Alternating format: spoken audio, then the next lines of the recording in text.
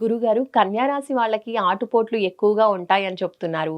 మరి ఈ సమస్యలన్నీ కూడా కాస్త పరిహారం పొందాలి అంటే వాళ్ళు ఎటువంటి పరిహారాలు చేసుకోవాలి? ఎటువంటి ఆధ్యాత్మిక చింతన వాళ్ళు చేయాలంటారు? వీళ్ళకి గురువు 10th హౌస్‌లో ఉండటంతోటి ఒక్క 1 ఇయర్ మే నుంచి మే వరకు చాలా జాగ్రత్తగా ఉండాలి. ప్రొఫెషనల్ మ్యాటర్స్‌లో స్థితి నాశనం అని కూడా చెప్తూ ఉంటారు. అందుకని గురువుకి సంబంధించిన వీళ్ళకి యోగా చేయటం, మెడిటేషన్ చేయటం, ఆశ్రమాలు చేయటం, మనకి హైదరాబాద్ సరౌండింగ్‌లోను తర్వాత చాలా మంచి మంచి ఆశ్రమాలు ఉన్నాయండి. అవన్నీ విజిట్ చేయటం, యోగా చేయటం.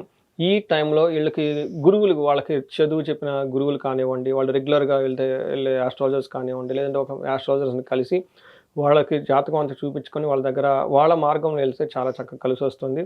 వీళ్ళకి గురువులకి తెలిసిన వాళ్ళుంటే వాళ్ళకి బట్టలు దానం చేయటం, వాళ్ళ దగ్గరికెళ్ళి ఆశీర్వాదం తీసుకుంటే చాలా బాగా కలిసొస్తుంది. ఇంతే కాకుండా వీళ్ళు మనకి గుంటూరు దగ్గర కోటప్పకొండ అని ఉంటుందండి. ఆ క్షేత్రాన్ని అక్కడ దక్షిణామూర్తి అవతారంలో త్రికోటేశ్వర స్వామి ఉంటారు. అది చక్కగా దర్శనం చేసుకొని, అక్కడ గురువారం రోజున బృహస్పతికి హోమం కూడా చేస్తూ ఉంటారు. దోషం పోవడానికి ఆ హోమం చేపించుకుంటే ఇంకా చాలా బావుంటుంది.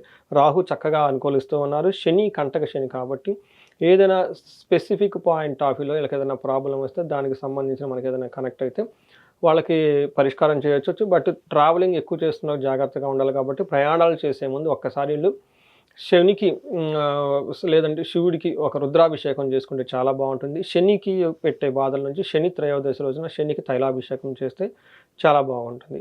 సో, ఈ మిగతా విషయాలంతా బావుంది కాబట్టి ఇంకా ఏదైనా ప్రాబ్లమ్ ఉంటే గనక మనకు కనెక్ట్ అయితే మనకు హెల్ప్ చేయొచ్చండి.